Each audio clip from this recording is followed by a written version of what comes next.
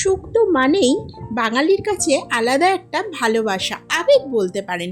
তাও যদি সেটা হয় অনুষ্ঠান বাড়ির মতন এরকম মালাই মালাই মিষ্টি মিষ্টি দুধ বানানোর জন্য কি কি লাগছে চটপট দেখে নিই। করলা, পেঁপে, রাঙা আলু আর গাজর, বরবটি, ডাঁটা। আর এখানে আলু, বেগুন, কাঁচকলা আর লাগছে বড়ি। আর এখানে ফোড়নের জন্য বেশ খানিকটা রাঁধুনি, তেজপাতা, শুকনো লঙ্কা, সর্ষে বাটা আর এখানে চালমগজ, পোস্ত, কাজু বাদাম বাটা। প্রথমে কড়াইতে একটু সাদা তেল গরম করে নিয়ে ছাঁকা তেলে করলাটা এরকম লবণ দিয়ে ভালোভাবে ভেজে তুলে নিতে হবে। তারপরে একে একে সমস্ত সবজিগুলো লাল লাল করে ভেজে তুলে নিতে হবে।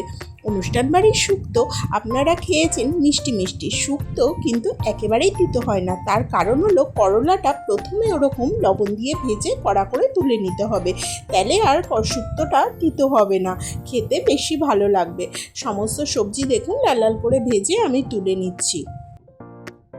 এই গরমের দিনে বাঙালির পাতে একটু শুক্তো পড়বে না সেটা কিন্তু হয় না। রেসিপিটি এইভাবে একবার বানিয়ে অবশ্যই কমেন্টসে জানাবেন কীরকম লাগলো।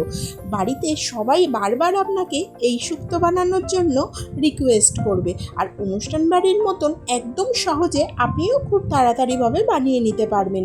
দেখুন আমি একে একে কথায় কথায় সমস্ত সবজি কিন্তু ভেজে নিচ্ছি। আর আপনারা অনেকেই ভাববেন শুক্তোতে আবার শুকনো লঙ্কা, ঠাকুরবাড়ির দুধ শুক্তো বা অনুষ্ঠান বাড়ির দুধ শুক্তে শুকনো লঙ্কা কিন্তু ফোড়নে দিতেই হয়। শুকনো লঙ্কা ফোড়নে দিলে শুক্তো একেবারেই কিন্তু ঝাল হয়ে যাবে না, ফোড়নের জন্য একটা খুব ভালো ফ্লেভার আসবে শুক্তোতে, সেই ফ্লেভারটা ভীষণই ভালো লাগে। দেখুন একে একে দিয়ে দিলাম। ডাঁটাটা সবার শেষে দেবেন, কেন ডাঁটা বেশি ভাজার দরকার নেই, অল্প একটু 2-3 মিনিট তেলের মধ্যে টেলে তুলে নিলেই হবে। তারপরে ওই তেলের মধ্যে 1 চামচ ঘি আর ওই ফোড়নটা আমি দিয়ে দিলাম, রাঁধুনি, তেজপাতা, শুকনো লঙ্কা। তারপরে বেশ খানিকটা আদা বাটা দিলাম। আদা বাটাটা দিয়ে ভালোভাবে মশলার সাথে একটু কষিয়ে নিয়ে বেটে রাখা চালমগজ, পোস্ত আর কাজু বাদাম এটা দিয়ে দিলাম। এটা ভালো করে গ্যাস অল্প করে, মানে গ্যাসের আঁচটা একদম কমিয়ে ভালো মতো কষিয়ে নিতে হবে। এরকম তেল ছেড়ে এলে বুঝবেন কষানোটা একদম পারফেক্টলি হয়ে গেছে। তারপরে বাটি ধোয়া সামান্য জল দিয়ে ভেজে তুলে রাখা সবজিগুলো দিয়ে দেবো। এবারে ভেজে রাখা সবজিগুলো দিয়ে ভালোভাবে একবার করে মিশিয়ে নিতে হবে।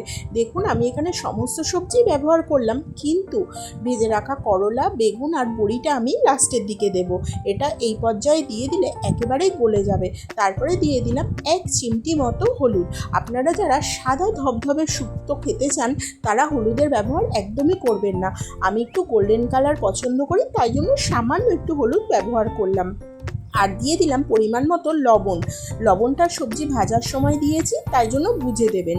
তারপরে 2 গ্লাস মতো গরম জল দিয়ে দিলাম। আপনারা জলটাও ঝোলের পরিমাণ মতো বুঝে দেবেন, যতটা রান্না করবেন তার উপর।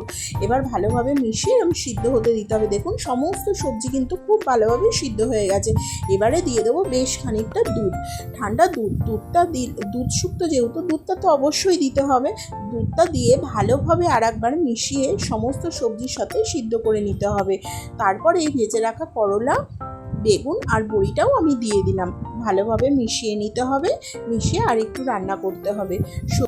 ঝোল ফুটে এরকম ঘন হয়ে গেলে ঠিক নামাবার আগে সর্ষে বাটা আর পরিমাণ মতো চিনি দিয়ে দিতে হবে। দুধ শুক্তো কিন্তু একটু মিষ্টি মিষ্টি খেতে হয়, তাই জন্য চিনিটা একটু বেশি পরিমাণে লাগে।